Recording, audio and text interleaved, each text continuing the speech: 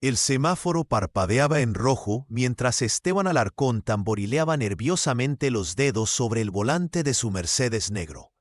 Las calles empedradas del centro histórico de Granada reflejaban la luz dorada del atardecer, creando sombras que danzaban entre los edificios centenarios. Pero la belleza de su ciudad natal no lograba penetrar la coraza de preocupación que envolvía su corazón. 3 meses. Habían pasado exactamente 3 meses desde que el doctor Hernández pronunció esas palabras que cambiaron para siempre el curso de su vida. La condición de Guillermo es degenerativa, señor Alarcón. No tenemos un tratamiento definitivo.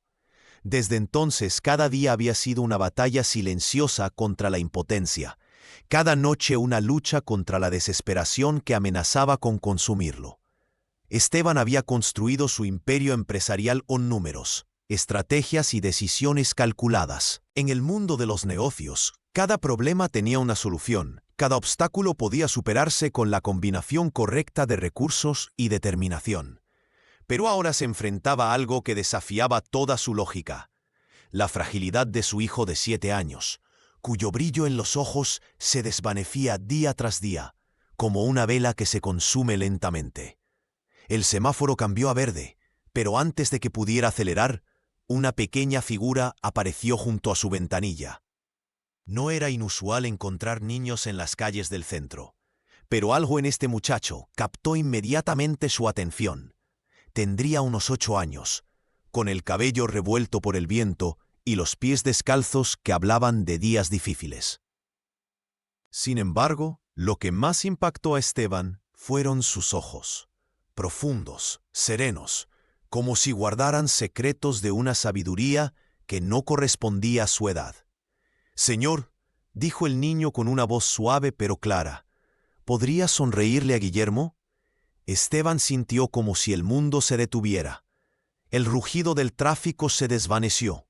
Las bocinas de los coches impacientes se volvieron un murmullo distante. ¿Cómo sabía este niño el nombre de su hijo? ¿Cómo sabía siquiera que tenía un hijo? «¿Qué has dicho?», logró articular, bajando la ventanilla por completo. El niño sonrió, una sonrisa que irradiaba una paz extraña, casi celestial. «Solo sonríale esta noche. Díganle que Mateo estuvo aquí». Antes de que Esteban pudiera responder, el semáforo cambió a rojo nuevamente, y un concierto de bocinas estalló a sus espaldas. Cuando volvió a mirar hacia la acera, el niño había desaparecido como si nunca hubiera estado allí. El resto del camino a casa transcurrió en una neblina de confusión. Esteban revisó cada conversación reciente, cada encuentro social, tratando de recordar si había mencionado a Guillermo frente a extraños. Su empresa tenía políticas estrictas de privacidad, y él mismo era extremadamente reservado respecto a su vida personal. La idea de que un niño de la calle conociera detalles íntimos de su familia lo inquietaba profundamente. Al llegar a su mansión en las colinas que rodeaban Granada, el aroma de la cocina mediterránea lo recibió como siempre. Lucía había insistido en mantener las rutinas familiares a pesar de las circunstancias, y la cena seguía siendo sagrada en el hogar de los Alarcón. Rosita, la fiel empleada que había cuidado de la familia durante más de una década, lo saludó con su habitual calidez, aunque sus ojos reflejaban la misma preocupación que todos compartían en silencio. «¿Cómo está hoy?», preguntó Esteban, refiriéndose a Guillermo sin necesidad de pronunciar su nombre. «Mejor», respondió Rosita con una sonrisa forzada. Pidió jugar con sus carros por unos minutos después del almuerzo.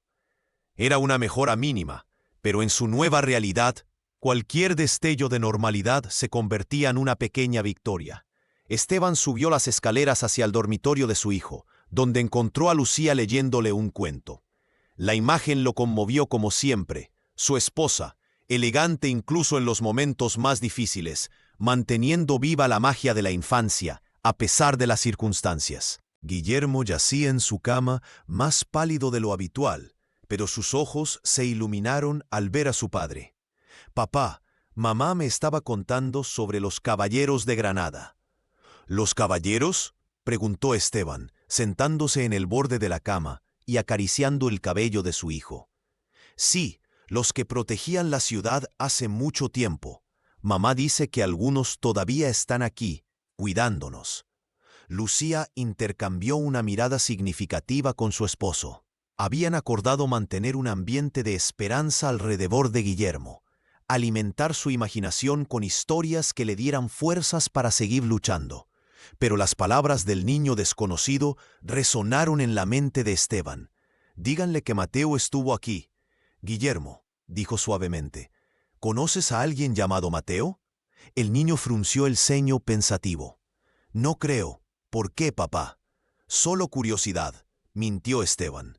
«Ahora descansa, campeón». Esa noche, después de que Guillermo se durmiera y Lucía se retirara a su estudio para revisar algunos documentos legales de su práctica como abogada, Esteban se encontró vagando por la casa como un alma en pena. Las paredes de su hogar, antes símbolo de su éxito y estabilidad, ahora parecían recordarle constantemente su impotencia ante la situación de su hijo. Se dirigió a su oficina personal, donde las pantallas de sus computadoras mostraban gráficos y proyecciones financieras que antes capturaban toda su atención. Ahora, los números parecían triviales comparados con los análisis médicos que se acumulaban en su escritorio. Informes de especialistas de Madrid, Barcelona, incluso de clínicas en Suiza y Estados Unidos. Todos llegaban a la misma conclusión devastadora. El tiempo era limitado. El teléfono móvil vibró con un mensaje de texto de su asistente personal. Reunión con inversores japoneses confirmada para mañana a las 9 a.m. Documentos preparados. La vida continuaba, los negocios seguían su curso, pero Esteban se sentía cada vez más desconectado de ese mundo que una vez definió su identidad. Mientras contemplaba la ciudad desde su ventana, las luces de Granada creando un tapiz dorado sobre las colinas, recordó nuevamente el encuentro extraño de la tarde. El niño había aparecido de la nada, había mencionado a Guillermo con una familiaridad inexplicable, y luego se había desvanecido como un espejismo. En cualquier otra circunstancia, Esteban habría descartado el incidente como una coincidencia extraña, quizás el resultado de su estado emocional alterado. Pero algo en los ojos de ese niño lo había perturbado profundamente. No era solo la serenidad impropia para su edad, sino una especie de reconocimiento, como si ya se conocieran desde hace tiempo. Era una sensación absurda, imposible de explicar con la lógica que gobernaba su vida, pero imposible de ignorar también. Un ruido suave desde el dormitorio de Guillermo interrumpió sus pensamientos. Subió rápidamente las escaleras, temiendo encontrar a su hijo en una de esas crisis nocturnas que se habían vuelto demasiado frecuentes. Pero al abrir la puerta silenciosamente, se sorprendió al ver a Guillermo durmiendo tranquilamente, una sonrisa apenas perceptible de sus labios. Era extraño. Guillermo no había sonreído durante el sueño en semanas. Los medicamentos que tomaba a menudo le provocaban pesadillas, noches agitadas llenas de llantos y susurros de dolor. Pero esta noche parecía diferente, como si algo hubiera cambiado en el aire mismo de la habitación. Esteban se acercó a la cama de su hijo y, recordando las palabras del niño misterioso, susurró suavemente: «Mateo estuvo aquí, Guillermo». Aunque su hijo siguió dormido, por un momento pareció que la sonrisa se intensificaba, como si esas palabras hubieran encontrado eco en algún rincón de su subconsciencia. Esteban permaneció allí durante varios minutos, observando el rostro pacífico de Guillermo, sintiendo por primera vez en meses que quizás, solo quizás, había esperanza en lugares donde nunca había pensado buscarla. Los siguientes 3 días transcurrieron con una normalidad extraña que inquietaba a Esteban más de lo que se atrevía a admitir. Guillermo había mostrado pequeñas pero notables mejorías. Pidió desayunar en el jardín, preguntó por sus juguetes guardados, e incluso logró mantenerse despierto durante toda una película, sin mostrar signos del agotamiento extremo que lo había caracterizado las últimas semanas. Lucía atribuía estos cambios a un nuevo suplemento vitamínico que había comenzado a darle, pero Esteban no podía quitarse de la mente las palabras del niño misterioso. Cada vez que veía sonreír a su hijo, recordaba esa voz suave diciendo: «Díganle que Mateo estuvo aquí», y una inquietud inexplicable se apoderaba de él.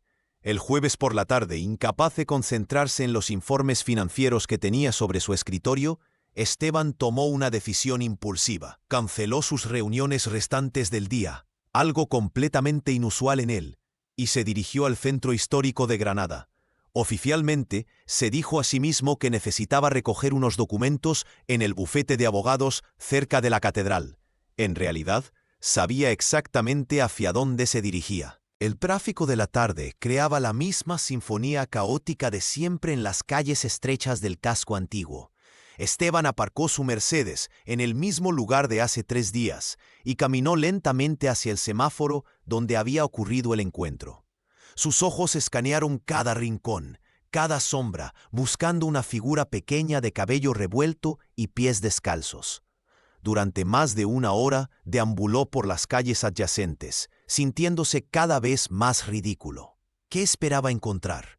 ¿Qué le diría al niño si lo viera?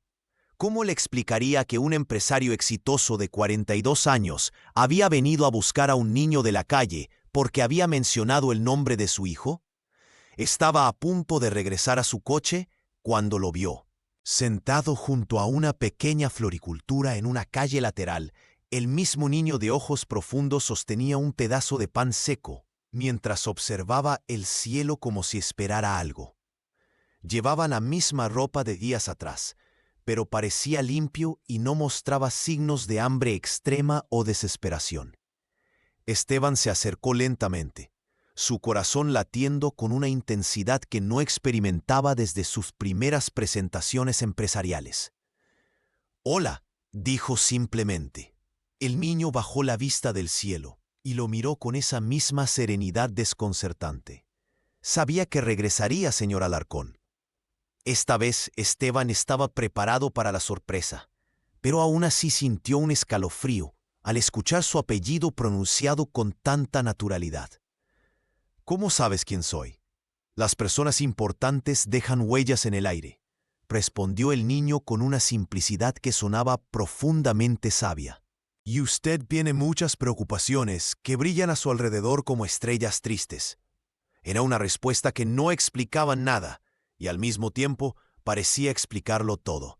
Esteban se sentó en el bordillo junto al niño, ignorando las miradas curiosas de los transeúntes. «¿Cómo te llamas realmente?» «Mateo», dijo el niño, dando otro pequeño mordisco a su pan. «¿Cómo está Guillermo?» «Mejor», admitió Esteban, sorprendido por su propia honestidad.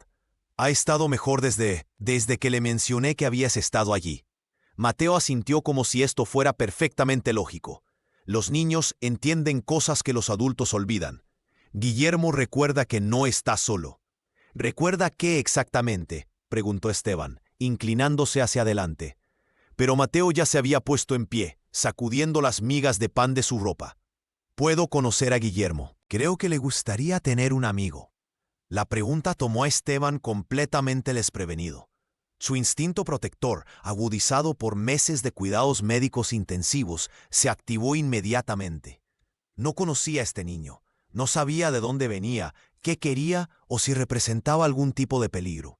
Pero al mismo tiempo, algo en su interior le susurraba que este encuentro no era casual, que había fuerzas en movimiento que escapaban a su comprensión racional. «No sé si sea apropiado», comenzó a decir, pero Mateo lo interrumpió con una sonrisa que derritió todas sus defensas. «Solo por una tarde. Prometo no causar problemas». 20 minutos después, Esteban se encontraba conduciendo hacia su casa con un niño de la calle como pasajero. Una situación tan surrealista que habría resultado cómica si no fuera por la extraña sensación de que estaba haciendo exactamente lo que debía hacer. Mateo viajaba en silencio, observando el paisaje que cambiaba gradualmente de las calles empedradas del centro a las colinas residenciales exclusivas. «Bonita casa», comentó Mateo cuando llegaron, pero su tono no reflejaba sorpresa o intimidación, sino más bien un reconocimiento tranquilo, como si ya la conociera. Lucía estaba en el jardín cuando llegaron, regando las rosas que habían sido su pasión durante años. Al ver a su esposo acompañado de un niño desconocido, su expresión pasó de la sorpresa al desconcierto y luego a una preocupación maternal instintiva. «Esteban, ¿qué? qué? Comenzó a preguntar, pero se detuvo cuando vio los ojos de Mateo. Había algo en esa mirada que la tranquilizó inmediatamente, aunque no podría haber explicado por qué. «Lucía, este es Mateo», dijo Esteban, sintiéndose absurdamente nervioso. «Nos encontramos en la ciudad y pensé que podría conocer a Guillermo». Era una explicación ridículamente inadecuada, pero antes de que Lucía pudiera responder, Rosita apareció en la puerta principal. Sus ojos se posaron en Mateo, y por un momento su expresión se volvió extraña, como si estuviera viendo un fantasma. «Rosita, ¿estás bien?», preguntó Lucía, notando la palidez súbita de la empleada. «Sí, señora», respondió Rosita rápidamente, recuperando la compostura. «Es solo que el niño me recuerda a alguien. Probablemente sea mi imaginación». Guillermo apareció en la puerta principal, atraído por las voces. Durante las últimas semanas, rara vez bajaba por su propia voluntad, prefiriendo permanecer en su habitación donde se sentía más cómodo. Pero hoy había algo diferente en él, una energía sutil que Esteban no había visto en meses. Cuando Guillermo vio a Mateo, se detuvo abruptamente. Los dos niños se miraron durante lo que pareció una eternidad, una comunicación silenciosa pasando entre ellos que los adultos presentes no podían interpretar. «Hola», dijo finalmente Guillermo, con una sonrisa genuina que iluminó su rostro cálido. «Hola», respondió Mateo. «¿Quieres mostrarme tus juguetes?». Sin más palabras, Guillermo tomó la mano de Mateo y lo condujo hacia la casa. Lucía y Esteban intercambiaron miradas de asombro. Guillermo había estado tan retraído con los extraños durante su enfermedad que incluso los médicos tenían dificultades para establecer rapport con él. Pero con Mateo, toda esa timidez había desaparecido instantáneamente. «¿De dónde viene ese niño?», preguntó Lucía en voz baja mientras seguían a los niños hacia el interior de la casa. «Es una larga historia», murmuró Esteban, dándose cuenta de que no tenía una respuesta satisfactoria para esa pregunta. Durante las siguientes 2 horas, la casa se transformó. El sonido de la risa de Guillermo, algo que había estado ausente durante tanto tiempo que Esteban había olvidado lo hermoso que sonaba, llenó cada habitación. Los dos niños jugaron con una naturalidad que sugería una amistad de años, no de minutos. Lucía preparó una merienda, observando discretamente desde la cocina cómo Mateo interactuaba con su hijo. Había algo extraordinario en la manera en que el niño parecía entender instintivamente qué necesitaba Guillermo. Cuando éste se cansaba, Mateo sugería un juego más tranquilo. Cuando Guillermo se frustraba con algo, Mateo lo distraía con una historia fascinante o una observación que hacía reír al niño enfermo. «Mamá», dijo Guillermo durante la merienda, con más color en sus mejillas de lo que había tenido en semanas.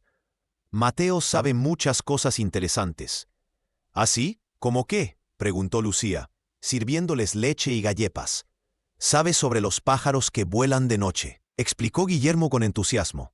«Y sobre las estrellas que tienen nombres secretos, y dice que a veces las personas que se van muy lejos pueden volver si realmente quieren ayudar a alguien». Lucía sintió un escalofrío inexplicable ante las últimas palabras. Miró a Mateo, que estaba concentrado en sus galletas, aparentemente ajeno al impacto que las palabras de Guillermo habían causado en los adultos. Cuando llegó la hora de que Mateo se fuera, Guillermo se aferró a su nueva amistad con una desesperación que partió el corazón de sus padres. «¿Puedes volver mañana?», preguntó con ojos suplicantes. «Si tus padres están de acuerdo», respondió Mateo, mirando a Esteban y Lucía con esa sabiduría desconcertante. Esteban se encontró asintiendo antes de que su mente racional pudiera procesar completamente lo que estaba aceptando. «Por supuesto», dijo, «eres bienvenido cuando quieras». Esa noche, después de que Esteban llevara a Mateo de regreso al centro de la ciudad y regresara a casa, la familia se reunió para cenar en un ambiente que no habían experimentado en meses. Guillermo habló animadamente sobre su nuevo amigo, mostrando más energía y entusiasmo de lo que había demostrado desde el diagnóstico. «Es diferente», confesó Lucía a su esposo cuando se retiraron a su dormitorio. «No solo Guillermo, sino toda la casa. Es como si algo hubiera cambiado en el aire mismo». Esteban asintió, aunque parte de él seguía luchando contra la imposibilidad de lo que estaba experimentando. Los médicos dicen que las mejorías emocionales pueden tener efectos físicos temporales, murmuró, más para convencerse a sí mismo que para explicar la situación.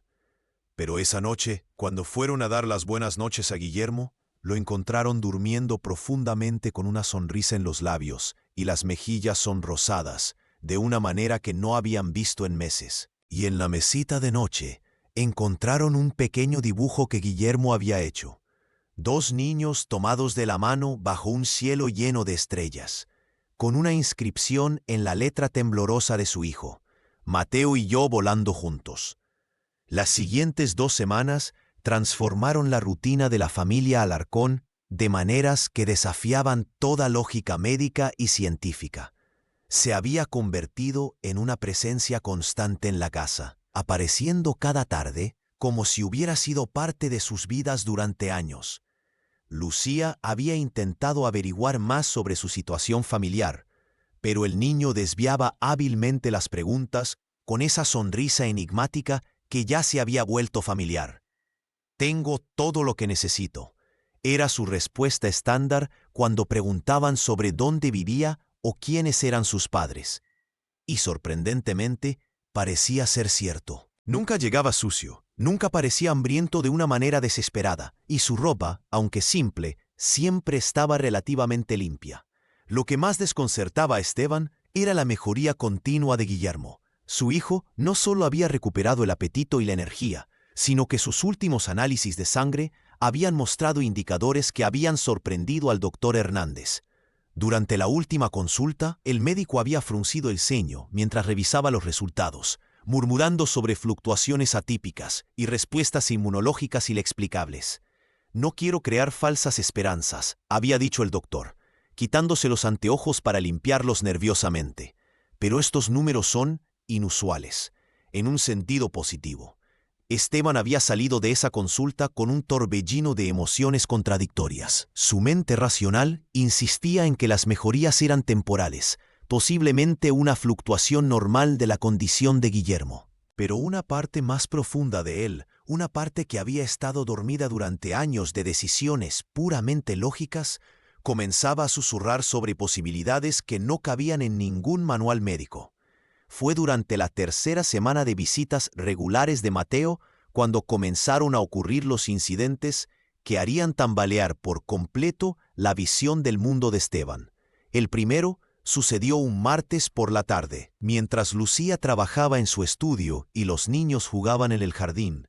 Rosita había ido a buscar algo en el sótano cuando gritó con una mezcla de sorpresa y terror que hizo que toda la familia corriera hacia ella.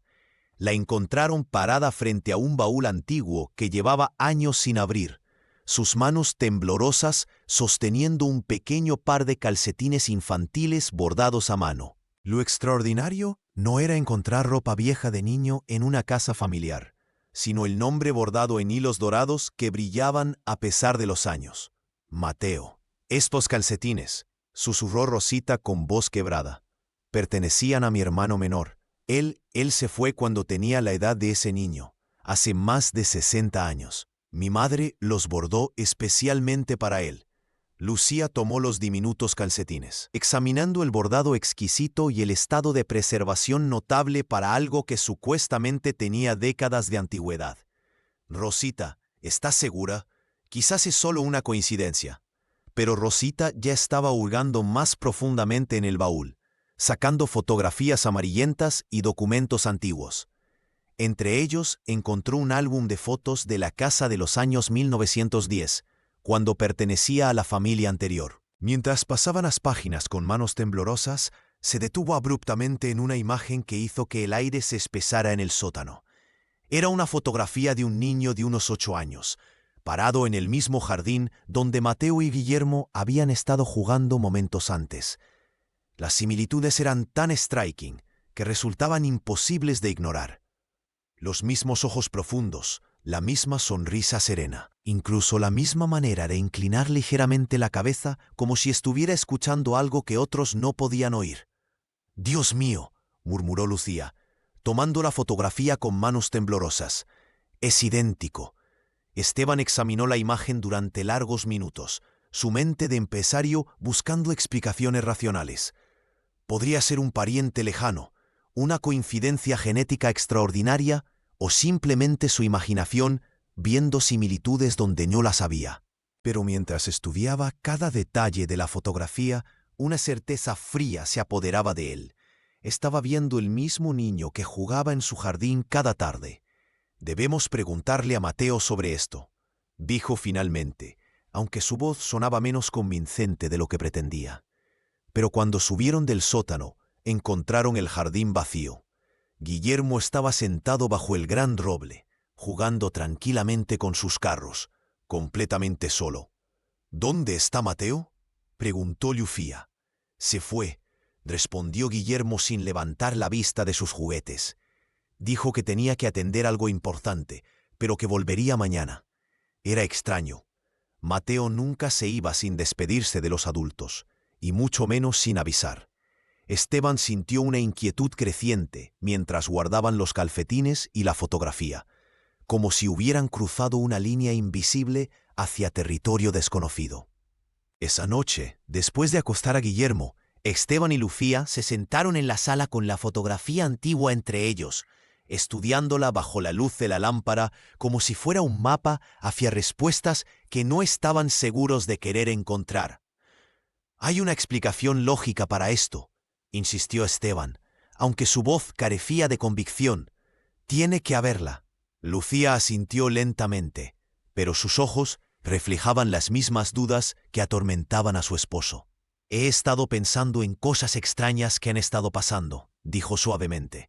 «¿Has notado que las luces del pasillo siempre parpadean cuando Mateo está cerca del cuarto de Guillermo?» Esteban lo había notado, pero había atribuido el fenómeno a problemas eléctricos en una casa antigua.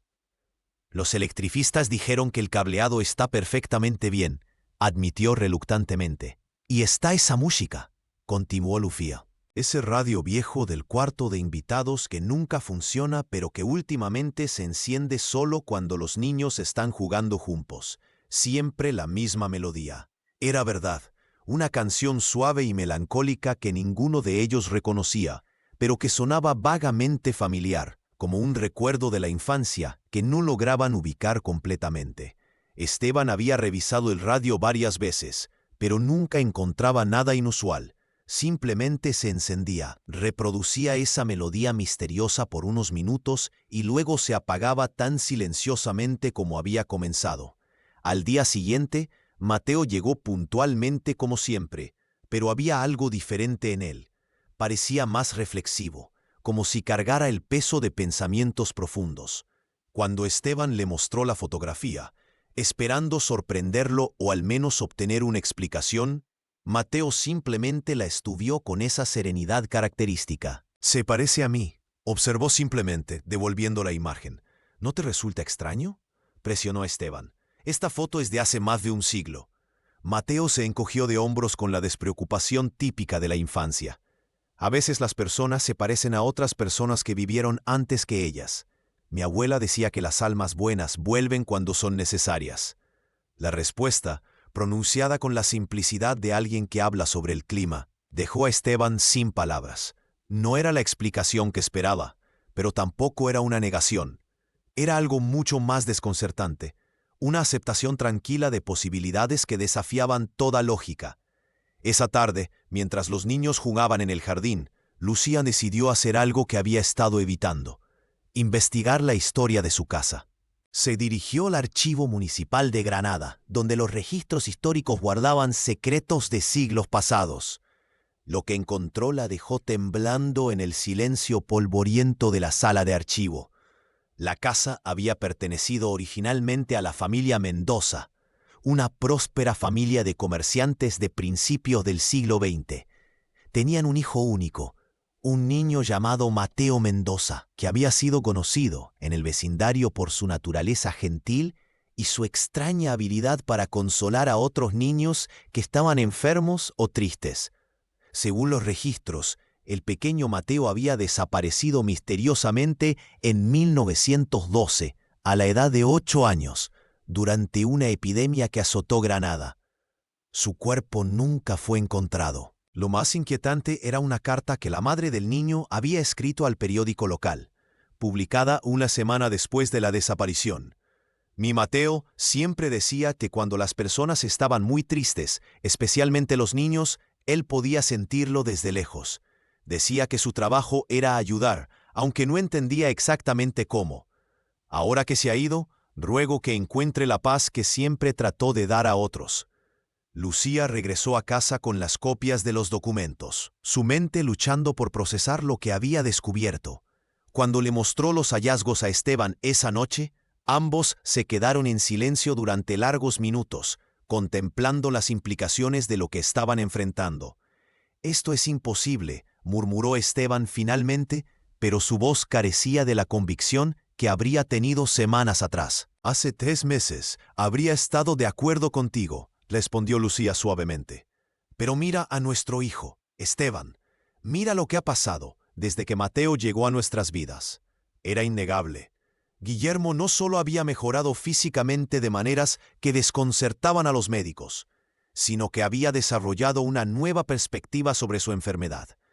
Ya no se quejaba del dolor con la desesperación anterior, sino que hablaba de ello como algo temporal, como si tuviera una certeza inexplicable de que todo estaría bien. «Mateo me dice que las enfermedades son como nubes», había explicado Guillermo a sus padres la noche anterior.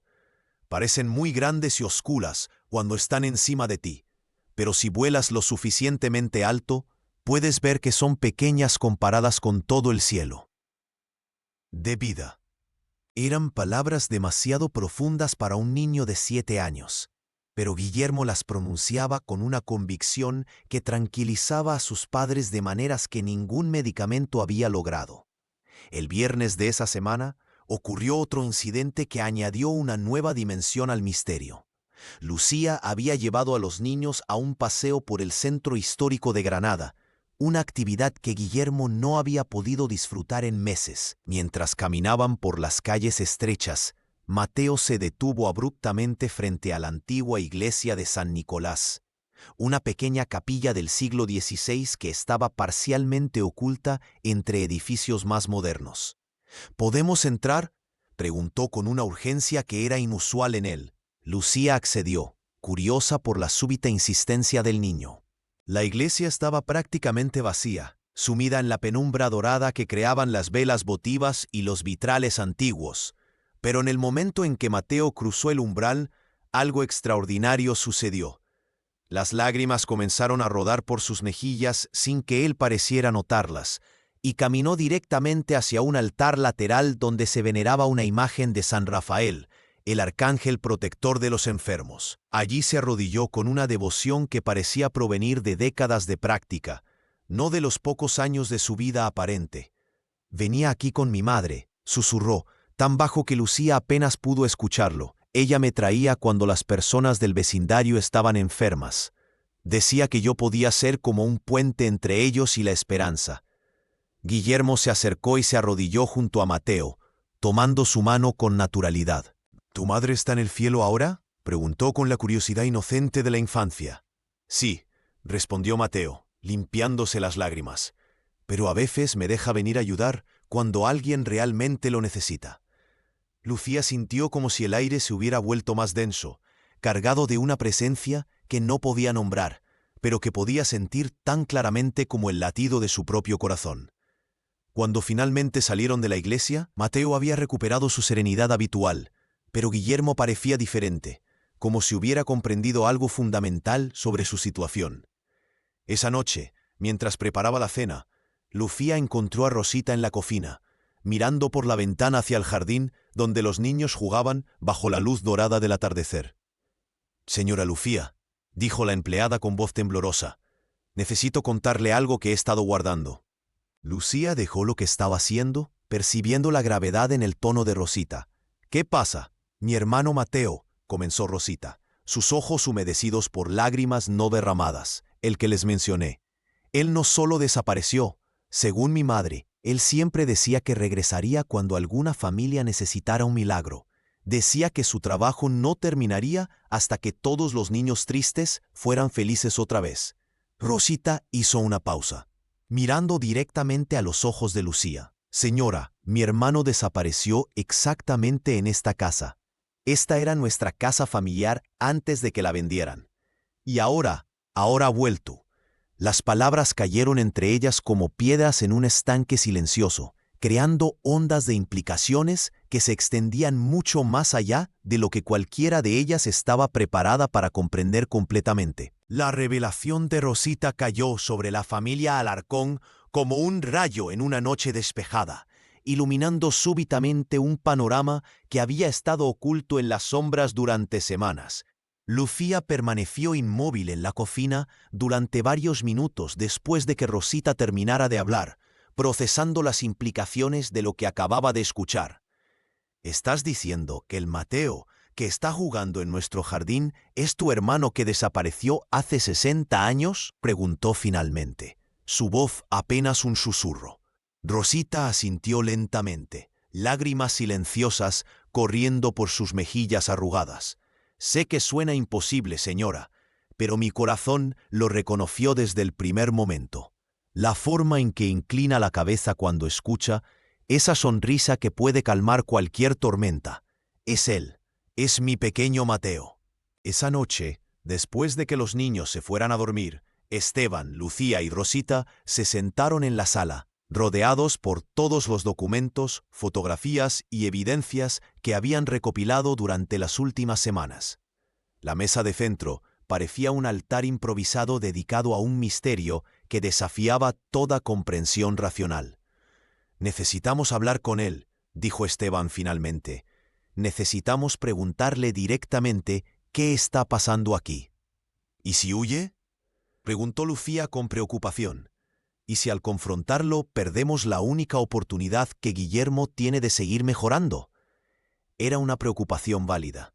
Los últimos exámenes médicos de Guillermo habían mostrado mejorías tan significativas que el doctor Hernández había solicitado una segunda opinión de un especialista de Madrid. Los marcadores de la enfermedad, que habían estado aumentando constantemente durante meses, ahora mostraban una tendencia decreciente que los médicos calificaban de médicamente inexplicable. «No podemos seguir viviendo en la incertidumbre», insistió Esteban, aunque su voz revelaba lo mucho que le costaba mantener esa posición. «Si realmente si esto es lo que pensamos que es, entonces merecemos saberlo». Al día siguiente, cuando Mateo llegó para su visita habitual, encontró a la familia esperándolo en la sala en lugar del jardín. Había una solemnidad en el ambiente que incluso Guillermo percibió, sentándose junto a su nuevo amigo con una expresión preocupada. «Mateo», comenzó Lucía suavemente, «necesitamos hacerte algunas preguntas importantes». El niño asintió con esa serenidad que había llegado a caracterizarlo, como si hubiera estado esperando este momento durante semanas. «Sé lo que van a preguntarme», dijo simplemente. Esteban colocó la fotografía de 1912 sobre la mesa de café, junto a los calcetines bordados y los documentos del archivo municipal.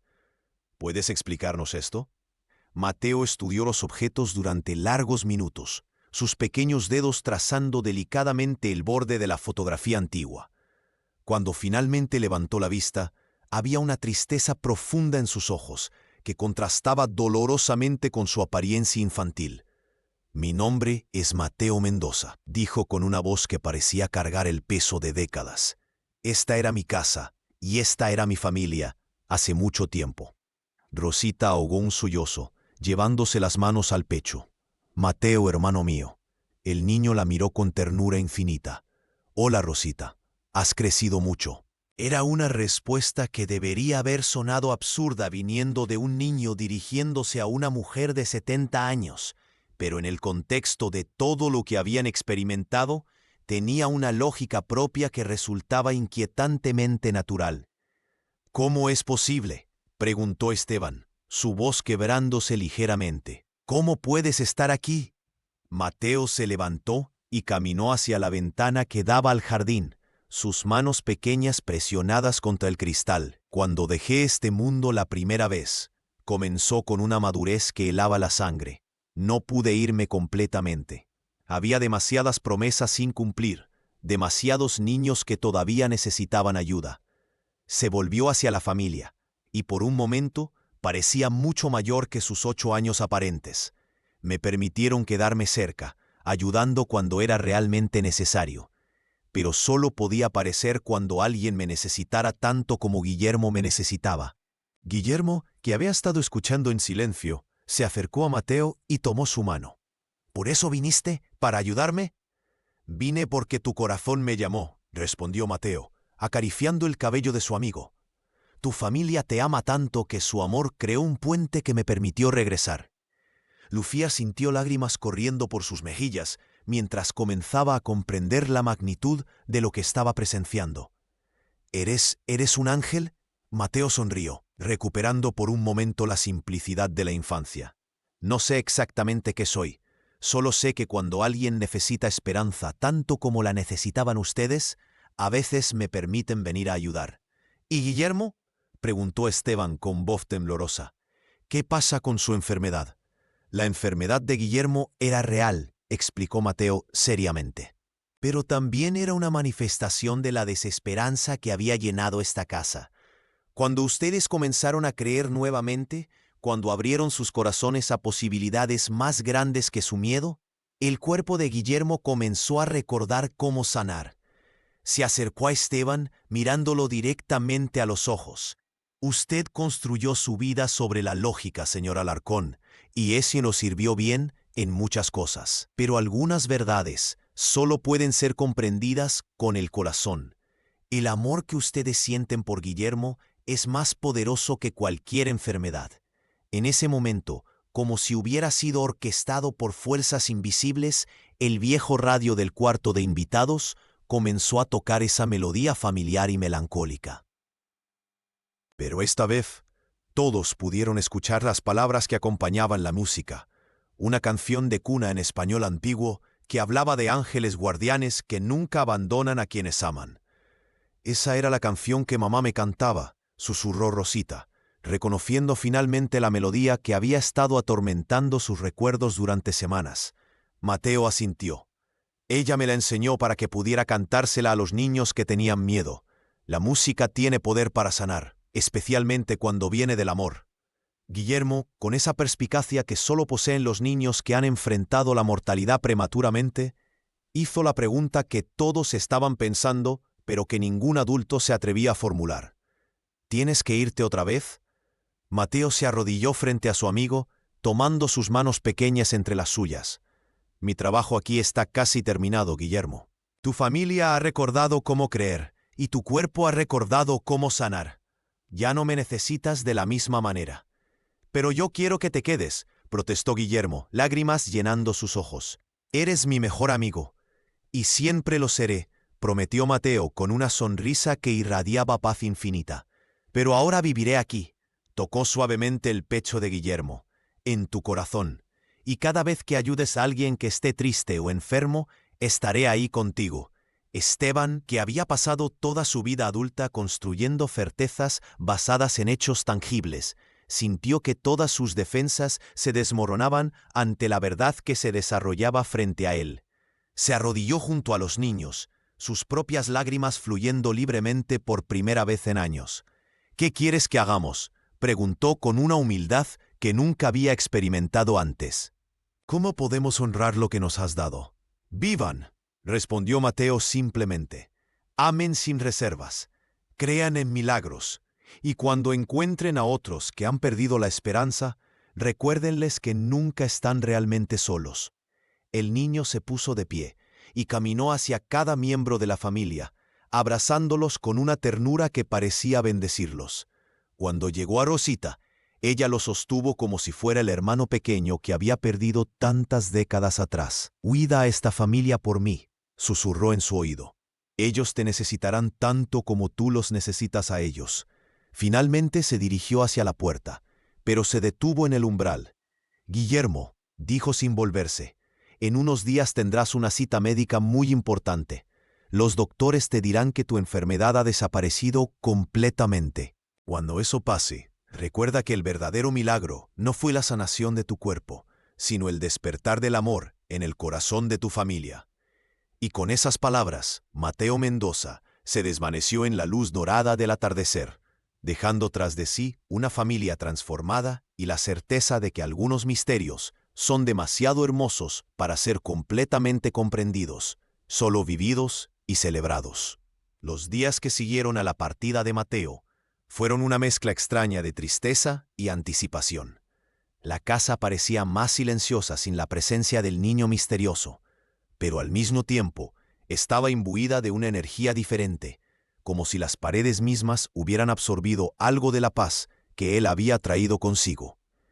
Guillermo, sorprendentemente, no mostró la devastación que sus padres habían temido tras la despedida de su amigo especial. En cambio, parecía acarrear consigo una nueva sabiduría, una aceptación serena de lo que había experimentado que tranquilizaba a todos los que lo rodeaban.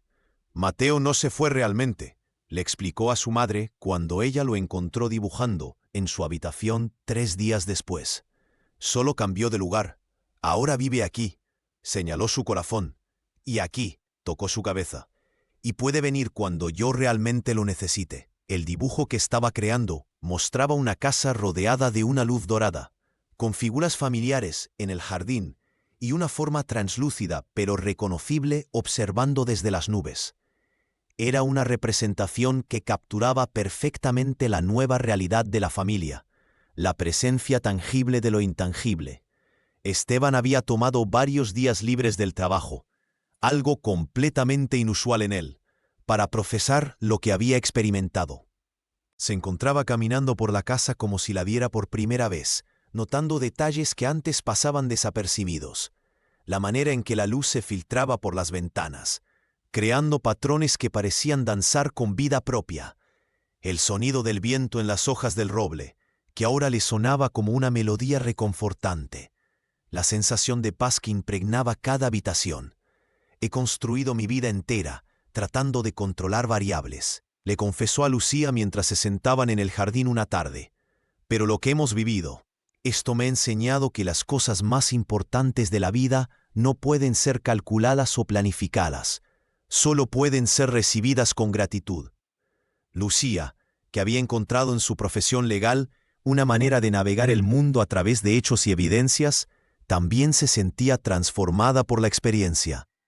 Creo que hemos estado viviendo solo una pequeña parte de la realidad, reflexionó. Como si hubiéramos estado viendo solo en blanco y negro, y de repente alguien nos enseñó que existen los colores. La cita médica que Mateo había mencionado llegó 5 días después de su partida. El doctor Hernández, acompañado por el especialista de Madrid que había solicitado, revisó los resultados de los nuevos exámenes con una expresión que oscilaba entre el asombro profesional y la incredulidad personal. Señores Alarcón, comenzó el doctor Hernández, quitándose los anteojos para limpiarlos nerviosamente, un gesto que la familia ya había aprendido a asociar con noticias extraordinarias.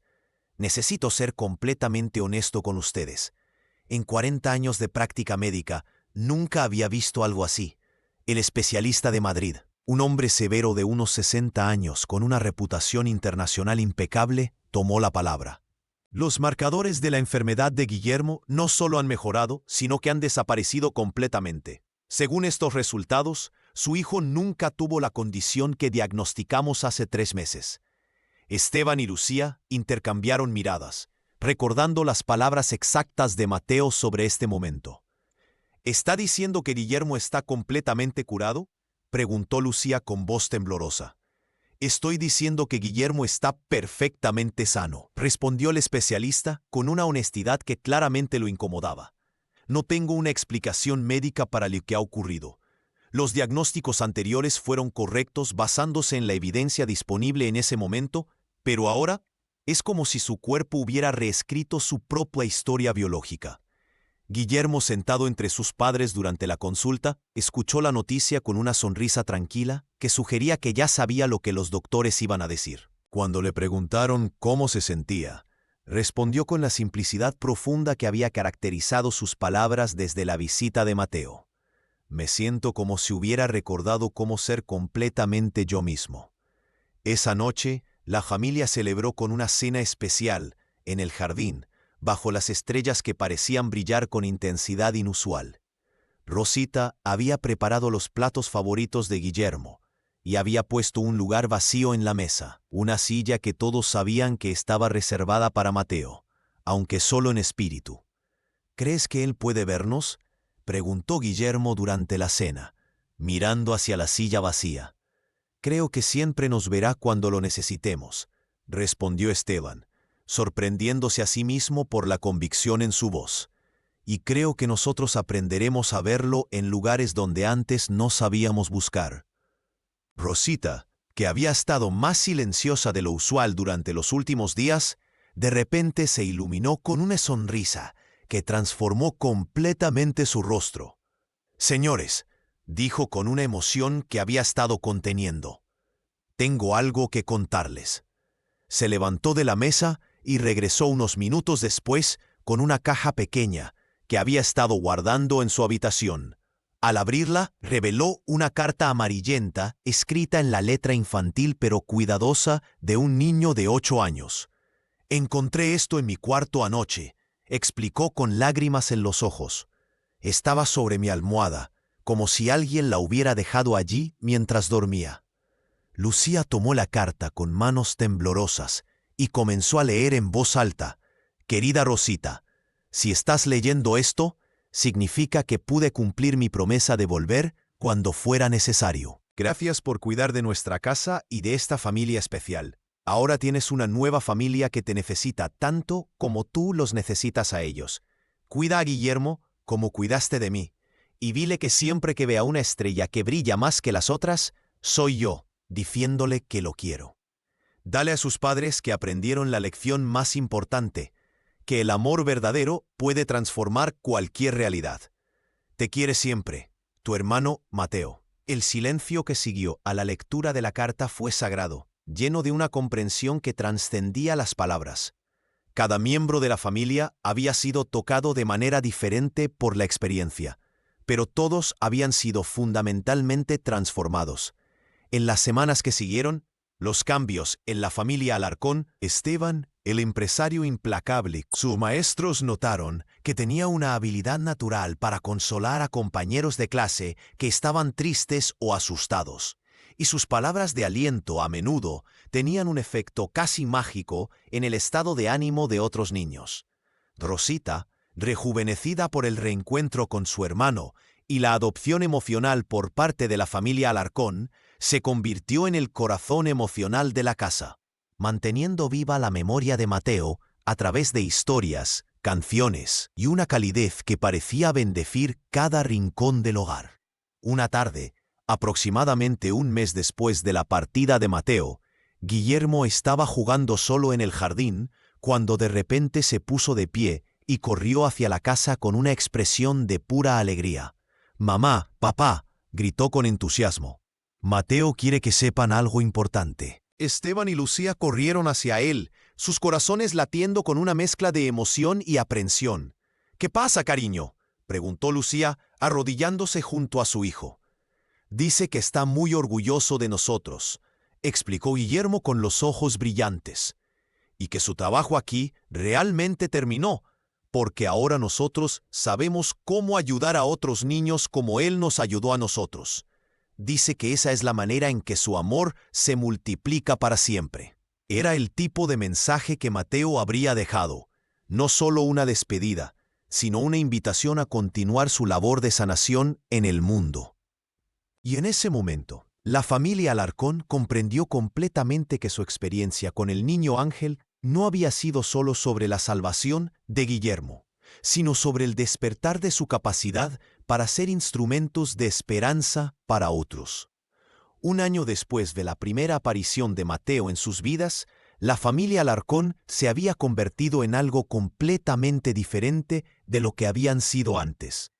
La casa en las colinas de Granada, que una vez había sido un refugio silencioso del mundo exterior, ahora bullía con actividad y propósito renovado. Cada sábado por la mañana, el jardín se llenaba de risas infantiles cuando Guillermo y sus padres recibían a niños del hospital local para sesiones de juego terapéutico. Era un programa que Lucía había iniciado en colaboración con el Dr. Hernández, quien después de presenciar la recuperación inexplicable de Guillermo, había desarrollado una nueva apertura hacia métodos de sanación no convencionales. El poder curativo del amor y la esperanza no puede ser medido en un laboratorio, había confesado el médico durante una de las sesiones, pero sus efectos son innegables. Lo que pasó con Guillermo me enseñó que la medicina necesita espacio para los milagros. Esteban observaba desde la ventana de su oficina, mientras Guillermo jugaba con María, una niña de 6 años que luchaba contra una enfermedad similar a la que él había enfrentado.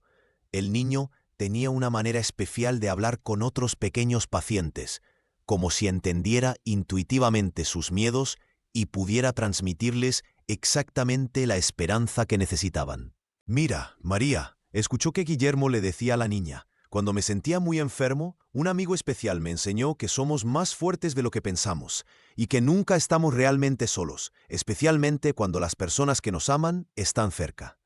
Palabras sabias para un niño de 8 años, pero Esteban ya no se sorprendía por la profundidad emocional que su hijo había desarrollado desde su experiencia con Mateo. Era como si hubiera heredado una parte de la sabiduría del niño ángel, convirtiéndose en un pequeño embajador de esperanza. La transformación de Esteban había sido igualmente profunda. Su empresa, que antes se centraba exclusivamente en maximizar ganancias, ahora lideraba iniciativas comunitarias en toda Andalucía. Había establecido la Fundación Mateo Mendoza, dedicada a apoyar familias con niños enfermos, proporcionando no solo recursos financieros, sino también apoyo emocional y espiritual. Antes medía el éxito solo en términos monetarios.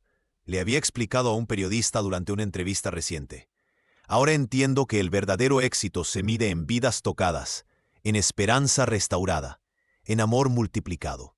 Lucía había dejado su práctica privada lucrativa para trabajar tiempo completo en casos de familias en crisis, especializada ahora en lo que ella llamaba derecho compasivo. Su oficina se había convertido en un refugio para padres desesperados, donde ofrecía no solo representación legal, sino también la perspectiva de alguien que había caminado por el valle de la desesperación y había encontrado la luz al otro lado.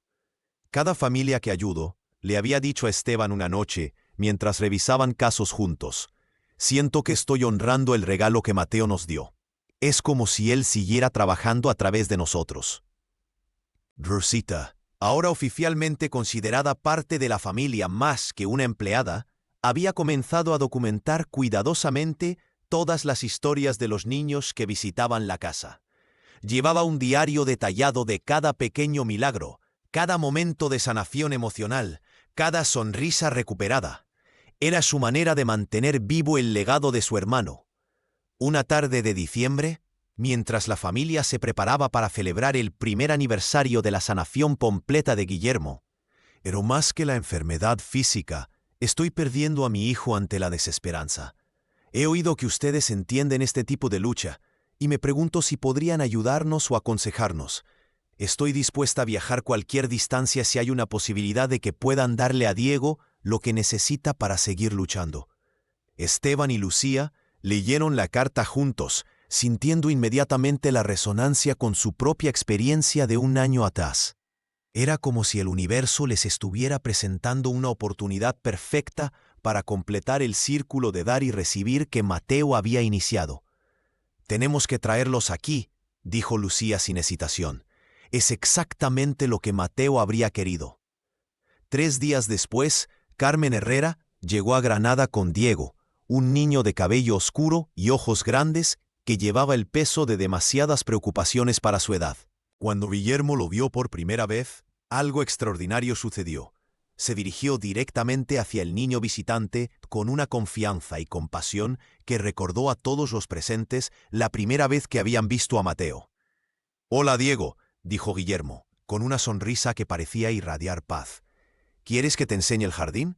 Hay un lugar especial allí donde las estrellas se ven más brillantes, y a veces puedes hacer deseos que realmente se cumplen».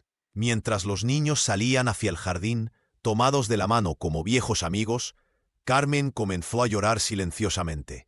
«No sé qué es», susurró a Lucía, «pero por primera vez en meses veo esperanza en los ojos de mi hijo».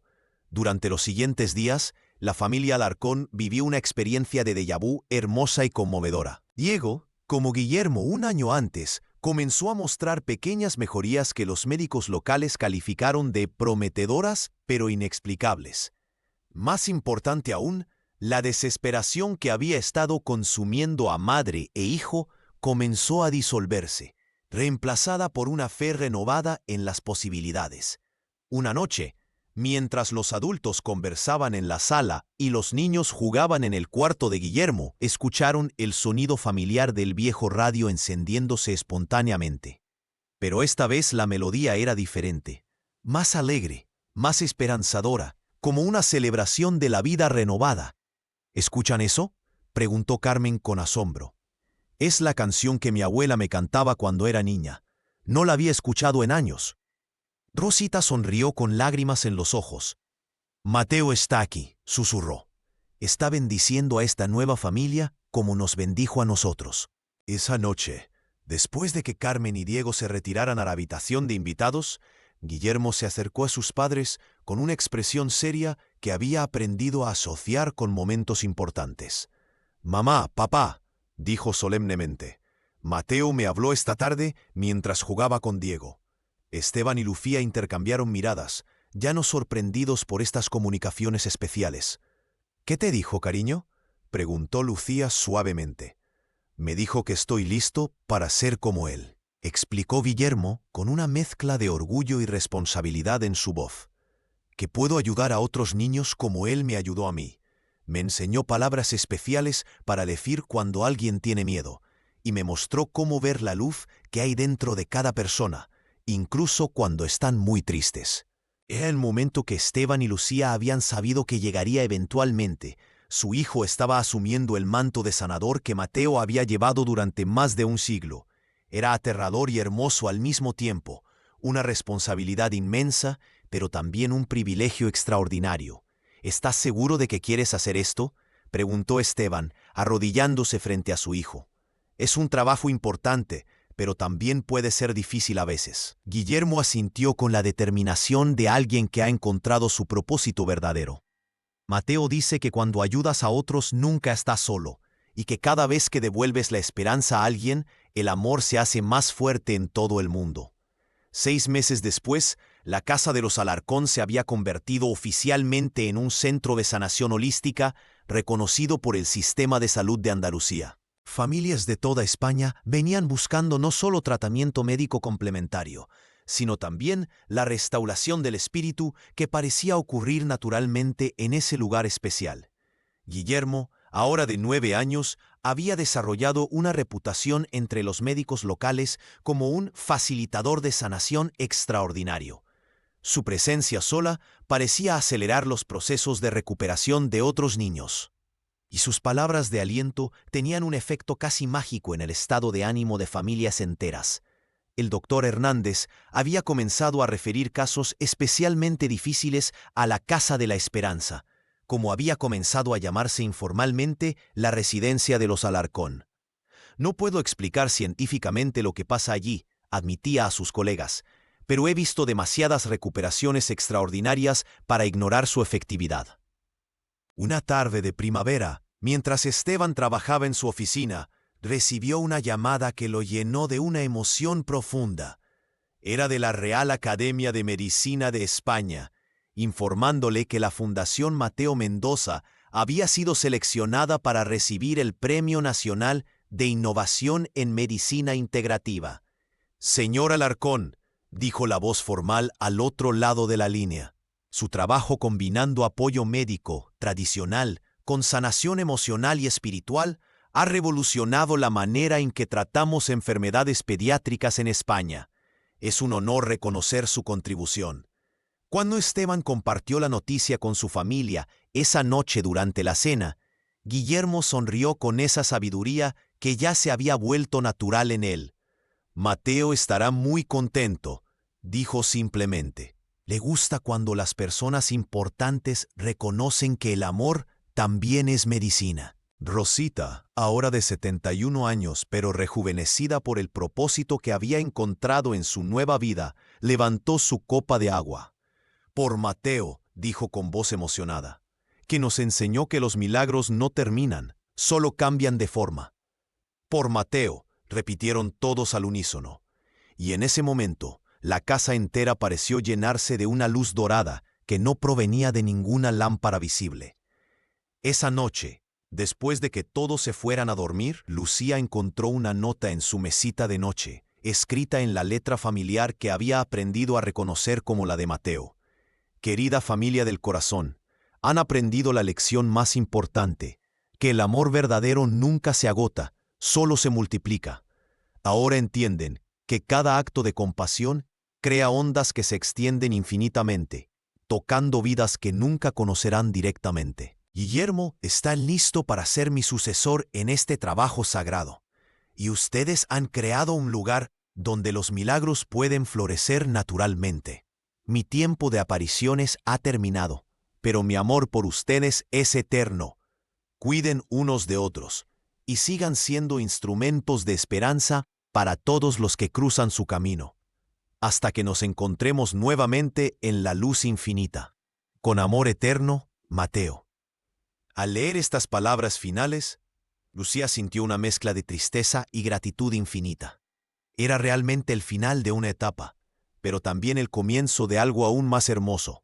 Su familia había sido transformada de receptores de un milagro en creadores de milagros para otros. Y así, en una casa en las colinas de Granada, donde las calles empedradas guardan secretos ancestrales y el sonido de los sinos evoca memorias eternas, una familia aprendió que el amor verdadero trasciende todas las limitaciones, del tiempo, del espacio y hasta de la vida misma. Aprendieron que cuando abrimos nuestros corazones completamente, nos convertimos en canales para que lo divino toque la tierra, sanando no solo nuestras propias heridas, sino también las del mundo entero. ¿Te ha conmovido esta historia de amor, fe y milagros? Si el viaje de la familia Alarcón y la misteriosa aparición de Mateo han tocado tu corazón tanto como nos emocionó contártela, no olvides suscribirte al canal para más historias que despiertan el alma. Tu apoyo nos permite seguir creando narrativas que celebran el poder transformador del amor incondicional. Dale me gusta a este video si crees, como nosotros, que los milagros suceden cuando abrimos nuestros corazones a posibilidades más grandes que nuestros miedos. Comparte esta historia con alguien que necesite recordar que nunca está verdaderamente solo, que el amor puede sanar lo que parece imposible de sanar. Cuéntanos en los comentarios. ¿Has experimentado alguna vez un momento en tu vida donde sentiste la presencia de algo mayor ayudándote en tiempos difíciles? ¿Crees que el amor tiene el poder de crear verdaderos milagros? Tus historias personales enriquecen nuestra comunidad y pueden ser exactamente la esperanza que otra persona necesita leer hoy. Activa la campanita de notificaciones para ser el primero en escuchar nuestras próximas historias de amor, esperanza y transformación. Porque como aprendió la familia Alarcón, cuando compartimos historias de luz, esa luz se multiplica infinitamente, tocando corazones en lugares que nunca imaginaremos. Recuerda, en un mundo que a veces parece oscuro, tú puedes ser el Mateo en la vida de alguien más. Hasta la próxima historia. Gracias.